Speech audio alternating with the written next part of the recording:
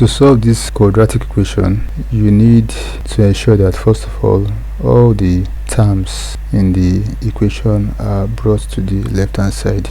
Then you need two numbers such that when multiplied together gives you 6 and when added up gives you 5. So those two numbers obviously are 2 and 3. So 2 times 3 is 6 and 2 plus 3 is 5. So what you need to do is to replace 5 with 2 plus 3. So this gives us x squared plus 2 plus 3 times x plus 6 equals 0. Then you expand this to give you x squared plus 2x plus 3x plus 6 equals 0. Then you factorize these two terms. X is a common factor, so factor out x and you are left with x plus 2.